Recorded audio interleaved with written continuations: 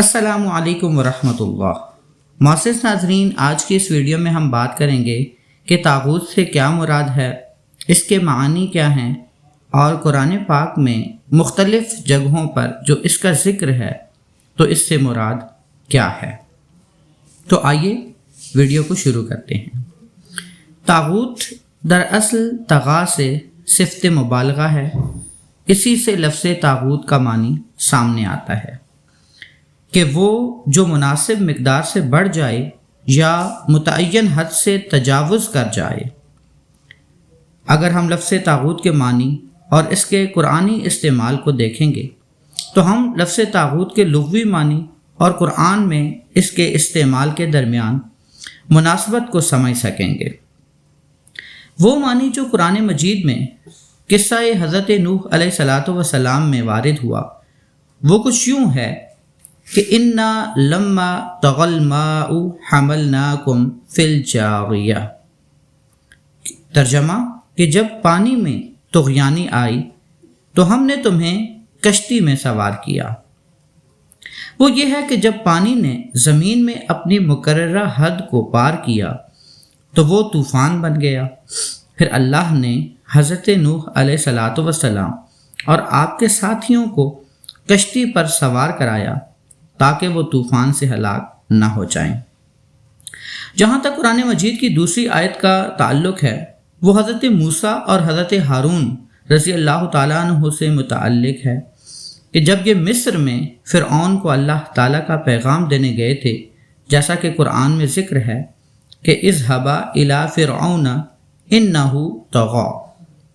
ترجمہ دونوں فرعون کے پاس جائیں کہ وہ سرکش ہو گیا ہے۔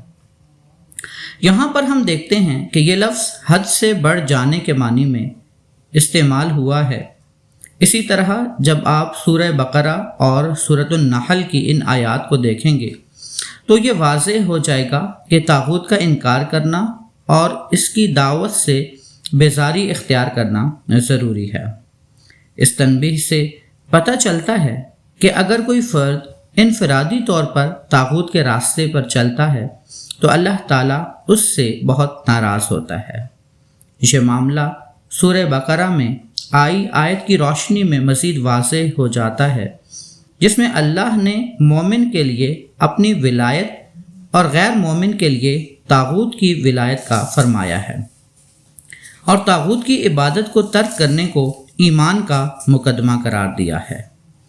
جہاں تک سورہ نساء کی 3 آیات ہیں، ان میں جو نہیں کی جا رہی ہے وہ اس کا موجب وہ طاغوت پر ایمان لایا اور وہ اہل کتاب میں سے ہے، وہ یہ اعتقاد رکھتا ہے کہ وہ ہدایت پر ہے اور وہ ان میں سے ہے جو ایمان لائے۔ اب ہم یہ بات جان چکے ہیں کہ انسان کو کسی بھی صورت میں طاغوت کے انکار کو ترک نہیں کرنا چاہیے، اور سورہ نحل اور سورہ زمر کی آیتوں سے یہ پتہ چلتا ہے کہ طاغوت کی عبادت سے پرہیز کرنا ضروری ہے۔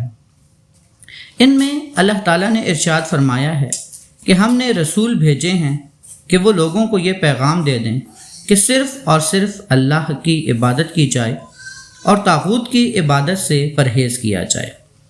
اس تبلیغ کے بعد کچھ لوگوں نے اطاعت اور فرما برداری کا رستہ اختیار کیا اور اللہ کی عبادت کی، اور کچھ لوگ نافرمان ہو گئے اور دلالت و گمراہی کا رستہ اختیار کیا۔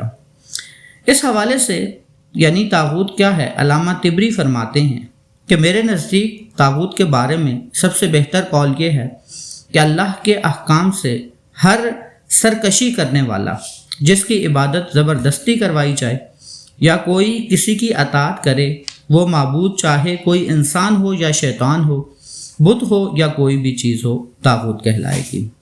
سید قطب شہید کا قول ہے کہ طاغوت ہر وہ حکمران ہے جو حکمرانی میں اللہ کے دین سے مدد نہ لیتا ہو، اور ہر وہ فیصلہ کرنے والا طاغوت ہے جو حق سے تجاوز کرتا ہے اور اللہ کی بادشاہت کی مخالفت کرتا ہے، اس کی الوہیت و حاکمیت کی مخالفت اور اس کی سرکشی سب سے بڑی سرکشی ہے۔